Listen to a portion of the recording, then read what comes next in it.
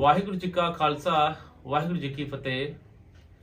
संगत जी, पंथ रतन ज्ञानी संत मस्कीन जी की कथा मैं सुन रहा सी। मस्कीन जी कथा विच विचारदन है कि 90% मां जिम्मेवार है। किस गल लई 90% मां जिम्मेवार है इस संसार दे विच? आओ मस्कीन जी की कथा सुनिए ते अंत विच कथा दे विचार करांगे कि मस्कीन जी कथा विच की विचारदन है। के बैठा है मथे ते वट पा के बैठा है, गलती कुछ भी नहीं। कारण वो जो गल है कीर्तन दे च गुरु दी कथा दे च वो जो पाठ हो रहा है जिस बाणी दा इतनी उच्ची सिर दे उपरों लंघदी है। हुण जिन्ने चिर तक मैं अपना सिर उच्चा ना करा ते सिर उच्चा करना की है, स्रोत उच्ची करनी, सुनना, सुनन दे बड़ी प्रबल लगन होवे, पूरा ध्यान होवे। अर्थ नहीं आउंदे कोई गल नहीं, और जिन्हां नूं अर्थ आउंदे ने किहड़े ब्रह्म ज्ञानी बन गए ने, इस चक्कर च ना पैना। बड़े बड़े टीकाकार मौजूद ने, बड़े बड़े व्याख्याकार मौजूद ने। कम से कम जपजी दे उत्ते ही 100 टीके मिल जाणगे, 100 विद्वानां दे टीके। बाकी बाणियां दे ते सैकड़े विद्वानां ने टीके लिखे ने। हजारां गुणी ज्ञानी अर्थबोध दे ज्ञाता ने, नहीं आउंदे अर्थ ते नहीं आउण। मेरे सामने किसी ने पानी रखिया, एक साइंटिस्ट जानदा है पानी की है, वास्तविक इसकी बनतर की है, पर मैं नहीं जानदा, मैनू नहीं पता। पर मैनू प्यास लगी, अगर मैं पानी पी लवां मेरी प्यास ते बुझ जाएगी। मैनू ये पुछण दी लोड़ नहीं किहड़े दरिया दा पानी है, किहड़े सरोवर दा पानी है, कित्थों लिया गया है, कित्थों आया है, कित्थों भरिया गया है, किस तरह ये घरां च पहुंचे है। इस सारी लंबी चौड़ी व्याख्या दी मैनू लोड़ नहीं, पींदियां मेरी प्यास मिट जानी। पता नहीं इसते हुण भरोसा बजेगा थोड़ा कि नहीं। नहीं आउंदे अर्थ तां भी ना आवन। गुरबाणी दा पाठ मन नूं सुकून देवेगा, शांति देवेगा। नहीं आउंदे अर्थ ते ना आवन, गुरबाणी दा पाठ रोशनी देवेगा, चानना करेगा। दीवा बले अंधेरा जाए, वेद पाठ मत पापां खाए। पापां दी मत नूं ज्ञान दे ग्रंथ जो ने उन्हां दा पाठ खा जांदा है। वेद तो मुराद ज्ञान, जिन्हां धर्म ग्रंथां दे च परमात्मा दा ज्ञान है, उसका पाठ कीतियां पाप दी मत वो पाठ खा जांदा है। इस तरह जिवें दीवा जले ते जलदा होया दीवा अंधेरे नूं खा जांदा है, अंधेरा मिट जांदा है, मिट जांदे ने पाप। धन गुरु अमरदास जी महाराज दे दरबार विच एक ऐसा पुरुष पेश किया गया जिहदे बारे उसके रिश्तेदार कहन पातशाह इसनूं ते प्रेत चंबड़े ने, भूत चंबड़े ने, सारे घर नूं परेशान करता है। तुसी कुछ बख्शिश करो, रहमत करो। इस संबंध विच मैं लंबियां चौड़ियां विचारां लिखती रूप विच भी दर्ज कीतियां ने, और इस संबंध विच मैं कुछ टेपां भी रिकॉर्ड कराइयां सन। कई कोट जग किनर पिसाच, कई कोट भूत प्रेत सूकर मिरगाच। गुरु अर्जन देव जी सुखमनी साहब। धन गुरु गोबिंद सिंह जी महाराज।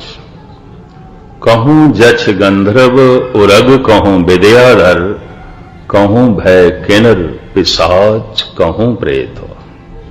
गुरु गोबिंद सिंह। हे प्रभु, मैं तेरी कायनात दिश देखदा कि किधरे ते देवते ने, गंधर्व ने, किन्नर ने, बहुत सोहणे वजंतरी ने, पर किधरे भूत प्रेत ते पिशाच ने, भटकदियां होईयां आत्मावां ने, दुखद आत्मावां ने, मैलियां रूहां ने। परिवारक जीवन इतना शरीरक हो गया है, अध्यात्मक रूहानी रूहां दा जन्म ही औखा हो गया है। परिवारक जीवन जद रूहानी सी तो देवतियां दा आगमन हो रहा सी, देवते आम पैदा होंदे सन। भारत दे ते गिणती करदे गए 33 करोड़ देवतियां तक गल मुकाई। इंद्र देवता है, इस चक्कर च ना पैना कोई आसमान ते बैठा सी इंद्र नहीं, जमीन दे ही मनुख सन, पर ज्ञान सी तो देवते सन। विष्णु देवता है, शिवजी देवता है, सुरस्ती देवी है, ब्रह्मा देवता है। इस तरीके नाल गिणती करते गए। मैं फिर अर्ज करा, देवते दे अखरी अर्थ ने जिथे दीवा जल गया, ज्ञान प्रकाश हो गया, चानना हो गया, प्रकाश हो गया। इस तरह के ज्ञानी पुरुष घर घर विच पैदा हो रहे सन। परिवारक जीवन बड़ा रूहानी सी, रूहानी रूहां जन्म ले रही सन।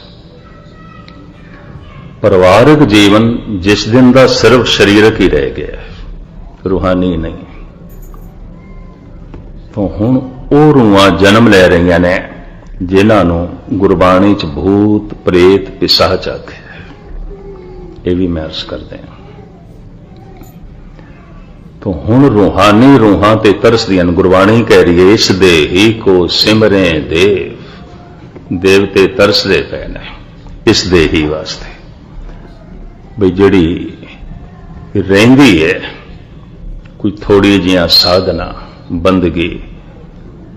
देव रूहां रूहानी रूहां तो मुराद 100 मील की अगर वाट है तो 90 मील उन्होंने तय कर ली है, सिर्फ 10 मील रहिंदी है। पिछली जिंदगी ने साथ नहीं दिता सी, 10 मील टुकड़ा रह गया सी। उस 10 मील नूं तय करने वास्ते मनुखा जन्म चाहिए है। तो हुण किसी रूहानी मां दे राहीं रूहानी रूह दा जन्म हो सकता है, किसी रूहानी पिता दे राहीं। और अक्सर रूहानी मां 90% जिम्मेवार मां है, 10% जिम्मेवार पिता है। गुरबाणी भी मां नूं ही जिम्मेवार ठहरांदी है। कवि तुलसी ने भी माता नूं जिम्मेवार ठहराया। उपनिषदां दे ऋषि भी मां नूं जिम्मेवार ठहरांदे हैं। ये भी मैं अर्ज करदे हां। कुछ नहीं सी प्रहलाद दा पिता, दुष्ट सी हरनाकश। मां श्वास श्वास नाम जपण वाली सी। ये भी मैं अर्ज करदे हां। कुछ नहीं सी ध्रुव दा पिता, सारी प्रेरणा मां ने दी। परमेश्वर आराधिए जिदों होइए पतत पुनीता। फरीद दा ते पिता ही गुजर गया सी, यतीम सन। सारी प्रेरणा ही मां तो मिली। बाबे फरीद नूं खुदा दे मार्ग ते तोरे ही मां ने। यह भी मैं अर्ज करा, बच्चे विच 90% मां बोलती है। यही कारण है एशिया विच बच्चा माड़ा है, गाल मां नूं कढ़दे ने। हैरानगी है समुचे एशिया च। पहले तो मैं समझदा सी सिर्फ हिंदुस्तान विच है, नहीं, एशिया के बाकी देशों च भी गाल मां नूं ही कढ़दे ने। हैरानगी, एक कसूर बच्चे ने कीता है, दुष्ट बच्चा है, गाल मां नूं। और बच्चा महान है तो गुरबाणी धन धन भी मां नूं कहंदी है। तिन धन जने दी माओ आए सफल से। पूजन योग है ए मां, धनता दे योग है ए मां, जिसने उस बच्चे नूं जन्म दिता है जिसका आउणा जगत ते सफल होया है। पूजन योग है, महान है। जीवन जद रूहानी सी, देवतियां दा जन्म आम हो रहा सी और मलीन रूहां उडीकदियां रहिंदियां सन। थोड़ियां आउंदियां सन, थोड़ियां नूं जन्म मिलदा सी मौका। परिवारक जीवन जिस दिन दा शरीरक हो गया तो रूहानी रूहां ते टावां टावां जन्म लैंदियां, भूत प्रेत जन्म ले रहे हैं। इतने शब्द मैं आखे ने, हो सकता है दिल चुभवे होवन, पर मैं गुरु नानक दा शब्द तुहाडे सामने कर देवां, सिर्फ अपने बचाव लई। धन गुरु नानक देव जी महाराज कह रहे ने, कल्ली अंदर नानका जिन्ना दा अवतार। ਪੁੱਤ ਜਨੂਰਾ ਧੀ ਜਨੋਰੀ ਜੋਰੂ ਜਿਨ੍ਹਾਂ ਦਾ ਸਿਕਦਾਰ। ਕਲਯੁਗ ਦੇ ਵਿੱਚ ਪੈਦਾ ਹੋ ਰਹੇ ਨੇ ਕੌਣ? ਜਿਨ ਬੋਧ। ਪੁੱਤਰ ਪੈਦਾ ਹੋ ਰਹੇ ਨੇ ਕੌਣ? ਜਿਨ ਬੋਧ। ਧੀਆਂ ਪੈਦਾ ਹੋ ਰਹੀਆਂ ਨੇ ਕੌਣ? ਜਿਨ ਬੋਧ। ਗੁਰੂ ਨਾਨਕ ਕੱਲੀ ਅੰਦਰ ਨਾਨਕਾ ਜਿਨ੍ਹਾਂ ਦਾ ਅਵਤਾਰ। ਪੁੱਤ ਜਨੂਰਾ ਧੀ ਜਨੋਰੀ ਜੋਰੂ ਜਿਨ੍ਹਾਂ ਦਾ ਸਿਕਦਾਰ। ਇਹ ਵੀ ਗੁਰੂ ਨਾਨਕ ਕੋਲ ਪੁੱਛ ਲਈਏ ਪਾਤਸ਼ਾਹ ऐसा क्यों हो रहा है? जिन भूत ही क्यों पैदा हो रहे हैं? टीचरां नूं मार पै रही है, प्रोफैसर गालां खांदे ने, चाकू छुरी पिस्टल लैके विद्यार्थी पढ़न लई जांदे ने, कलम लैके नहीं। मारन की भावना लैके स्कूल पे जांदे ने, फर्नीचर तोड़न लई कॉलेज पे जांदे ने, अग्गां लाउण वास्ते लोकी स्कूलां दे जांदे पए ने बच्चे। हैरानगी की गल। क्या स्कूल ये कॉलेज इसलिए सन?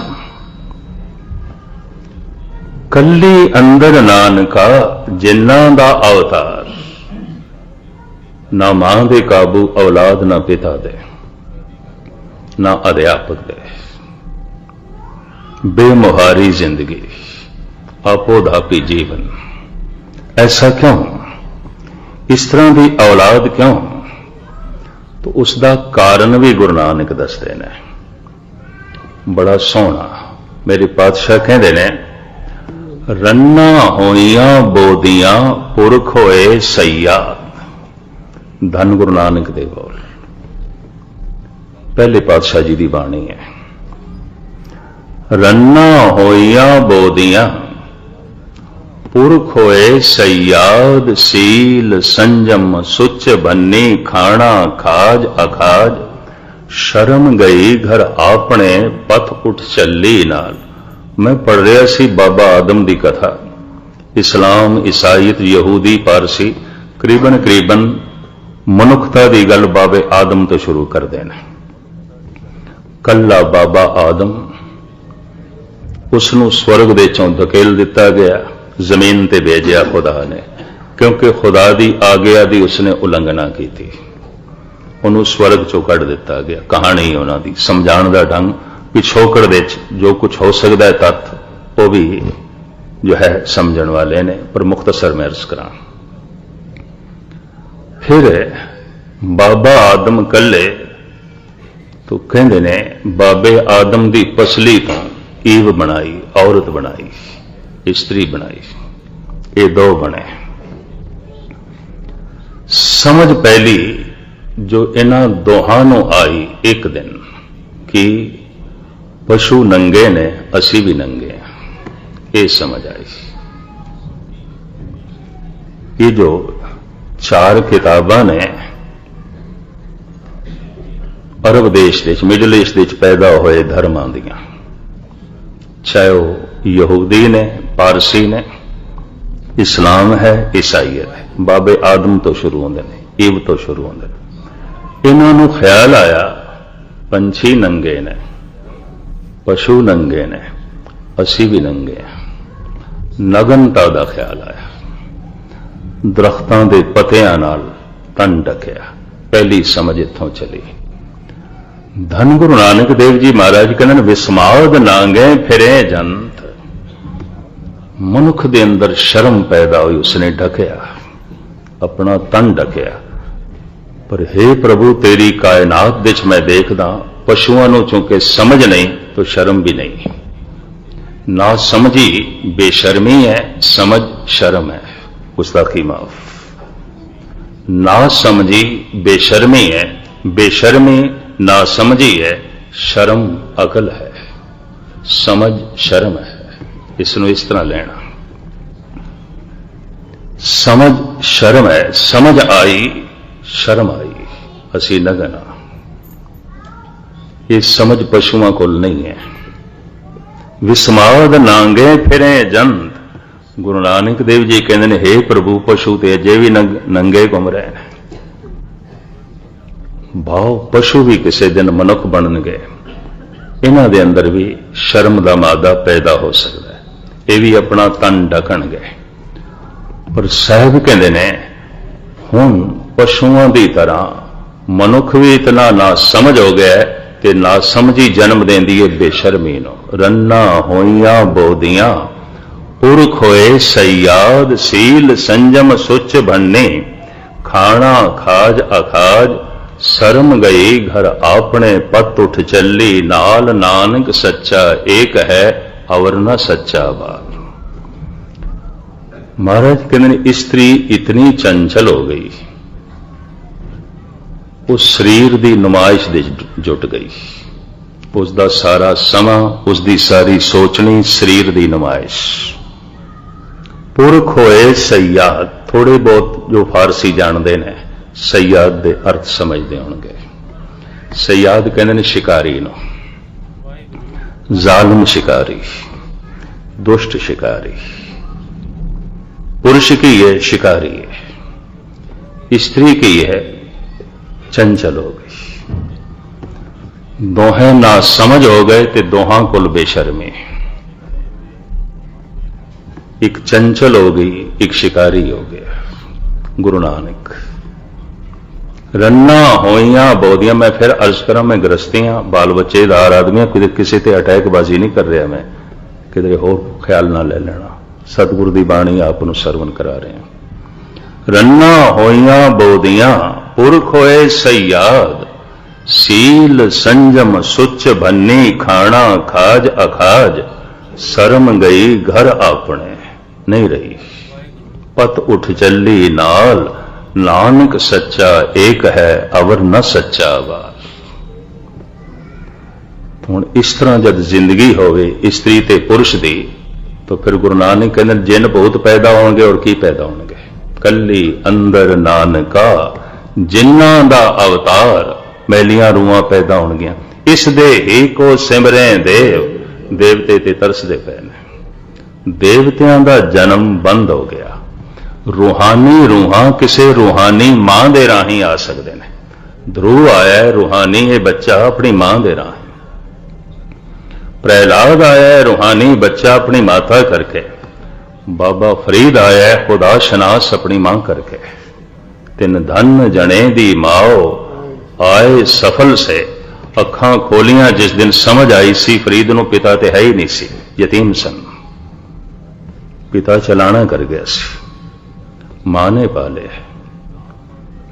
मां ने वड्डा कीता है। खुदा वाले पासे मां ने तोलिया है। मतरेई मां ने ध्रुव नूं पिता दी गोद विच उठा दिता सी और आख्या सी भुल के भी कदी प्यो दी गोद विच बैठे ना तो पिता दी गोद उसनूं फिर नसीब भी नहीं हुई। परमात्मा की गोद विच बिठाण दा सुभाग ध्रुव दी मां दा है। परमेश्वर आराधिए जिदों होइए पतित पुनीता।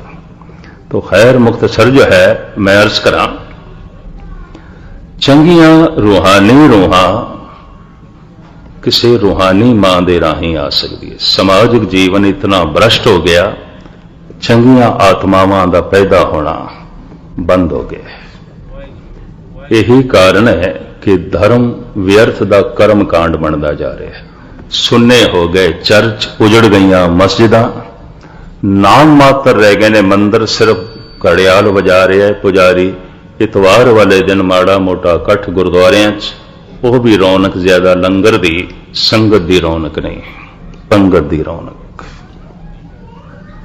ऐसा जो है दिखाई दे रहा है। गहराई नहीं रही। क्यों? सुनना नहीं, स्रोत नहीं रही। कारण इतनी उच्ची ये गल है, इतनी उच्ची गल है सिर दे उपरों लंघदी है। दो बंदियां दा कतई तालमेल नहीं बैठता।